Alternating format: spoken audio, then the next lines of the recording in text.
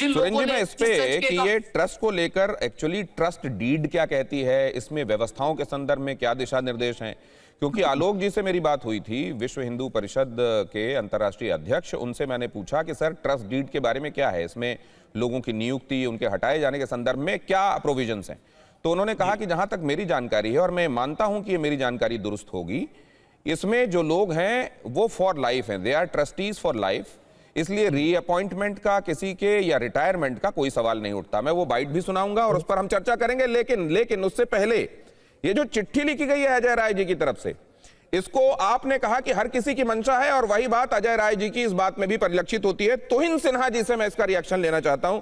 इस चिट्ठी को आप कैसे देखते हैं? फोरेंसिक की तह तक जाया जाए, मामले की तह तक जाया जाए, कोई बचे नहीं।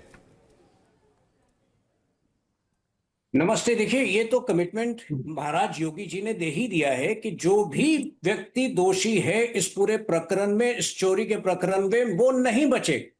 तो एसआईटी के बाद अगर एसआईटी अपर्याप्त मानी जाती है तो जो भी आवश्यकता होगा, अन्य इंक्वायरी की, फोरेंसिक साइंस की जरूरत पड़, तो फिर अगर ये कहा ही जा रहा है तो फिर अजय राय जी को चिट्ठी क्यों लिखनी पड़ी तुहिन जी?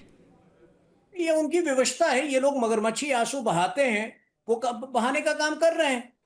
देखिए, मैं अगर आपको जरा सा, या फिर ऐसा है कि उनको अंदेशा है कि कहा तो जाएगा, तय तक जाएंगे, दूध का दूध पानी का पानी होगा, लेकिन ऐसा होगा नहीं, इसलिए उनको रीटरेट करना पड़ रहा है कि मेक श्योर कि इन चीजों को आप कंसिडरेशन में लें।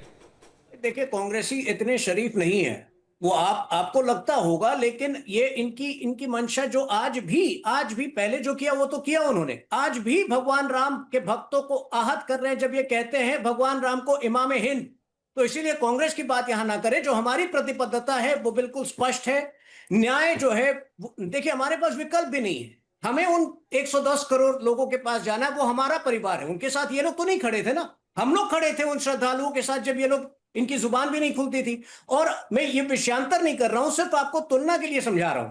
2020-21 में सबरीमाला गोल्ड केस हुआ, कोर्ट के निर्देश के बाद एसआईटी का गठन हुआ था। यहां हमने एसआईटी का गठन किया। जब मामला सुप्रीम कोर्ट में गया तो सुप्रीम कोर्ट ने अभी हस्तक्षेप करने से इनकार किया, क्योंकि संभवतः एक कारण यह भी था कि एसआईटी का जो अभी इन्वेस्टिगेशन चल रहा है वो संतोषजनक है। आगे अगर हमें लगेगा और इंक्वायरी की जरूरत है तो हम वो भी करेंगे, लेकिन कोई भी व्यक्ति, वो कितना भी बड़ा क्यों ना हो, वो नहीं बचेगा।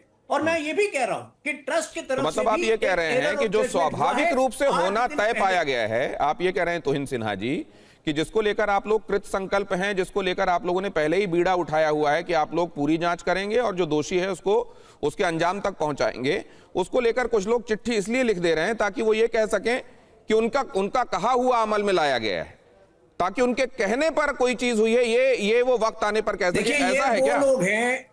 ये वो लोग हैं जो सुबह 4 बजे कहते हैं कि अगले 2 घंटे में सूरज उग जाएगा। अच्छा, तो जो होना है वो होगा ही। ठीक है, न्याय होकर रहेगा और बहुत ही समयबद्ध तरीके से यहां ये लोग, मतलब क्या इसमें समाजवादी पार्टी भी शामिल है या कांग्रेस अलग है? दोनों शामिल है।